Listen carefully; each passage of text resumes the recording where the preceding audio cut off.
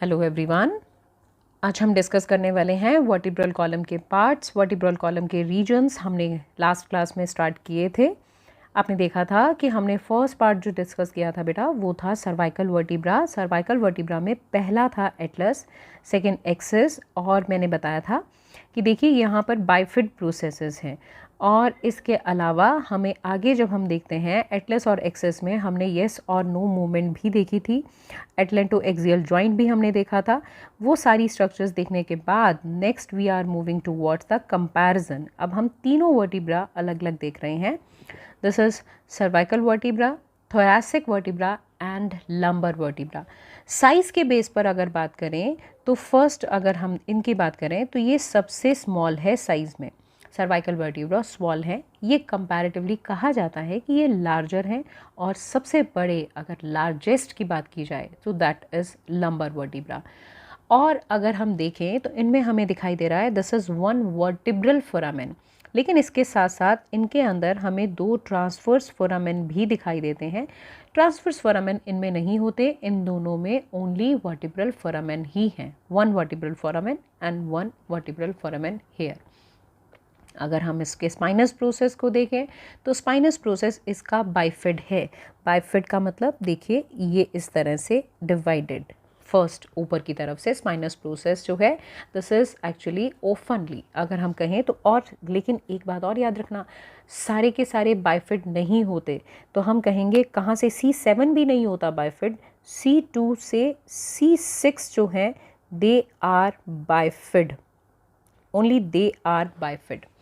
और अगर हम थोरैसिक की बात करें तो इसका स्पाइनस प्रोसेस जो लॉन्ग है, थिक भी है, और थोड़ा सा यहाँ से तो आपको स्ट्रेट दिखाई दे रहा है, लेकिन ये थोड़ा सा अगर हम ऐसे अगर बना रहे हैं यहाँ से ऐसे तो ये थोड़ा सा नीचे की तरफ है। ये वर्टिब्रल बॉडी है, इस तरह से अगर हम बनाएं तो ये थोड़ा सा, इसके लिए कहा जाता है इट प्रोजेक्ट इन्फीरियरली, नीचे की तरफ थोड़ा सा। वर्टिब्रल कॉलम अगर इस तरह से जा रही है तो ये थोड़ा सा नीचे की तरफ प्रोजेक्टेड है। ये जो है थोड़ा सा कंपैरेटिवली इसके लिए कहा जाता है शॉर्ट है, ब्लंट है, लेकिन ये सीधा है, प्रोजेक्टेड पोस्टीरियर की साइड में, पीछे की तरफ।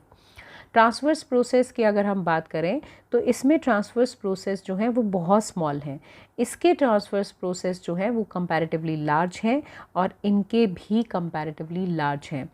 अब अगर हम इनके साइज़ इंटरवर्टिब्रल डिस्क की बात करें तो इनके इंटरवर्टिब्रल डिस्क जो है that is actually relatively thick comparatively.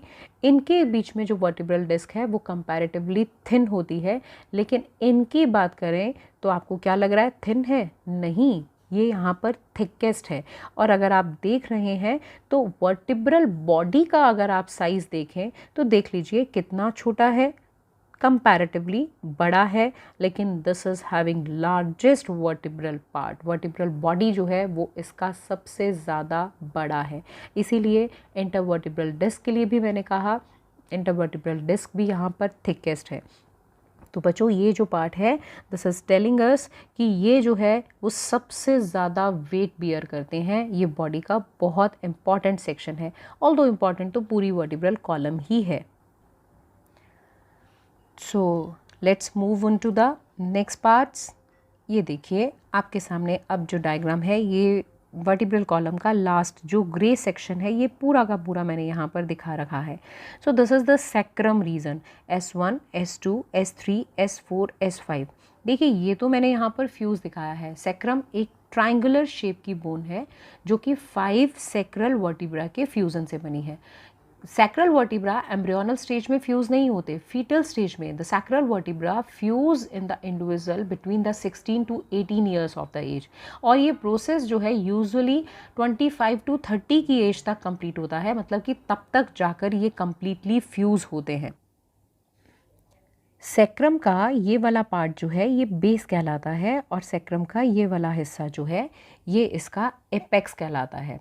Sacrum जो है दिस इज़ द पार्ट जो मैंने आपको कहा कि 30 की एज तक ऑलमोस्ट ये कम्प्लीटली फ्यूज़ हो जाता है। अब ये नीचे वाला पार्ट जो है सैक्रम का it is attach with this part, this is called coccyx. Coccyx is the region which is actually made by the fusion of 4 coccygeal vertebra.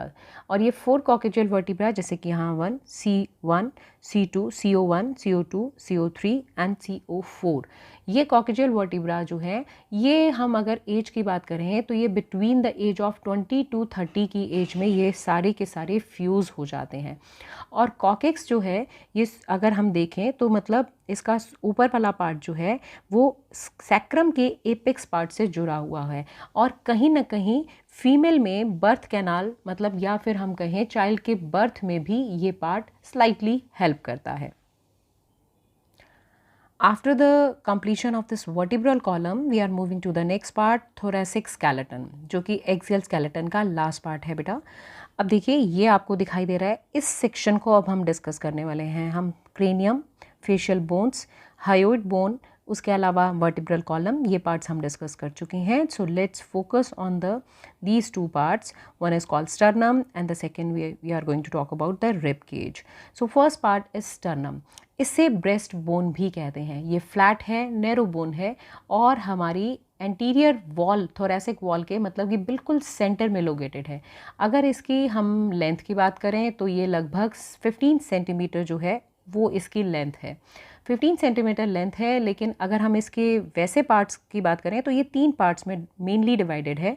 The upper one part is called manubrium, the main part of this is called body and the lower most part this is called xiphoid process, sword shape है।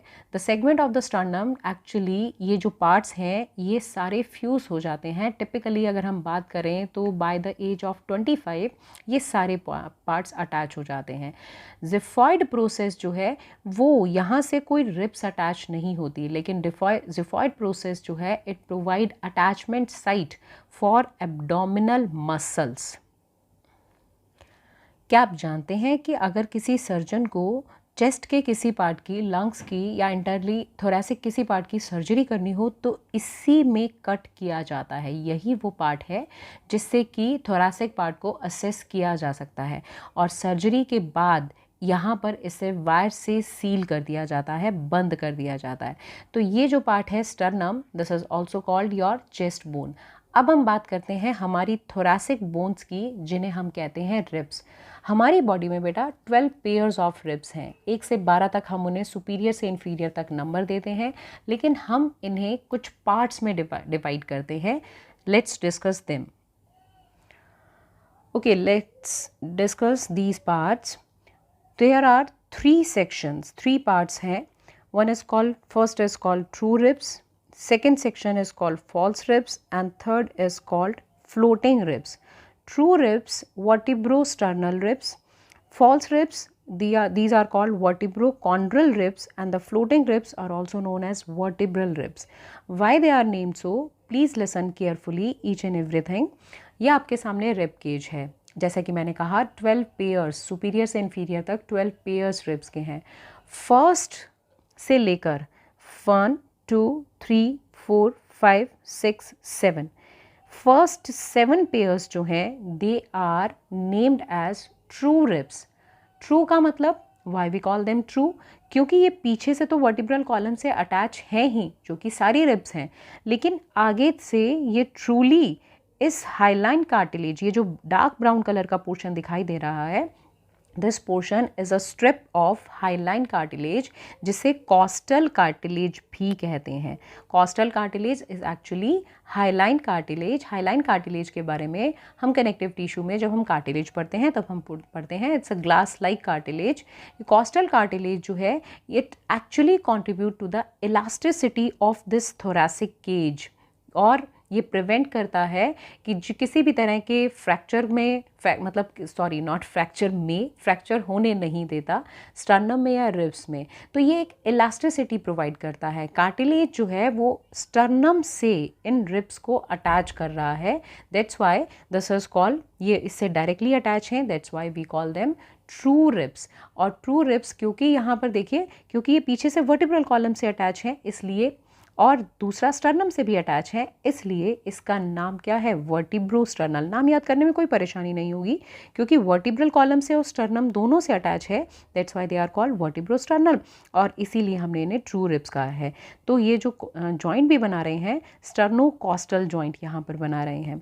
Next, ये तो हो गई first 7 की बात। अब 8, 9 और 10, ये जो 3 पेयर्स हैं, these 3 pairs are known as false ribs, क्योंकि ध्यान देंगे तो 7th तो डायरेक्टली अटैच है, लेकिन 8th, 9th और 10th ये ज्वाइन होकर इनडायरेक्टली स्टर्नम से अटैच है, क्योंकि ये एक्चुअली ज्वाइन होती हैं। जो ये रिमेनिंग ये जो 5 पेयर्स हैं, सॉरी 7 पेयर्स हैं, ये तो ट्रू हैं, लेकिन जो रिमेनिंग 5 पेयर्स हैं उनको हम कंप्लीटली फॉल्स रिब्स भी कह सकते हैं, लेकिन उनमें से ये 3 फॉल्स रिब्स इसलिए ज़्यादा इस पर इसलिए फोकस है क्योंकि ये जो है इनडायरेक्टली स्टर्नम से अटैच है, डायरेक्टली स्टर्नम से अटैच नहीं है, so that's why they are called false ribs. False ribs वो जो कि वर्टिब्रल कॉलम से तो हैं ही, लेकिन आगे से ये कहाँ अटैच है, स्टर्नम से, लेकिन इनडायरेक्टली, और इसीलिए इन्हें हम कहते हैं वर्टिब्रा से अटैच हैं, लेकिन ये कॉस्टल कार्टिलेज से इस पार्ट से अटैच हैं, that's why this is called vertebrochondral ribs. The false ribs are called vertebrochondral ribs. And the last 11th and 12th, ये आप देख रहे हैं, ये 11th और ये 12th, ये यहाँ पीछे से इस तरह से स्ट्रेट हैंड की फॉर्म में देखो स्ट्रेट निकले हुए हैं, लेकिन ये आगे से कहीं भी स्टर्नम से ना तो डायरेक्टली और ना ही इनडायरेक्टली किसी भी तरह से ये अटैच नहीं है। तो ये जो है इन्हें हम एक डायरेक्शन में तो फ्री हैं, तो इसलिए हम इन्हें फ्लोटिंग रिब्स या वर्टिब्रल रिब्स कहते हैं, because they only attach with the vertebral column. ये जो रिब्स हैं इनके बीच में गैप है, इन रिब्स के बीच में जो गैप है, जो आप ये गैप देख रहे हैं, तो ये कॉस्टल कार्टिलेज के बीच में है, चाहे तो आप इसे नाम दे सकते हैं, this is called intercostal space. और ये इंटरकॉस्टल स्पेस जो है, हम ब्रीदिंग वाले चैप्टर में हम इसके बारे में पढ़ते हैं कि इन इंटरकॉस्टल स्पेसेस के बीच में इंटरकॉस्टल मसल्स होती हैं। नॉट ओनली इंटरकॉस्टल मसल्स बेटा, इनके बीच में ब्लड वेसल्स और नर्व्स भी होती हैं।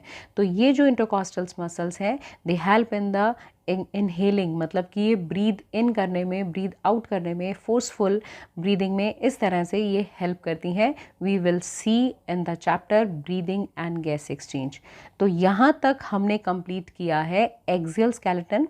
इन my next lecture we will learn about the appendicular skeleton. Thank you.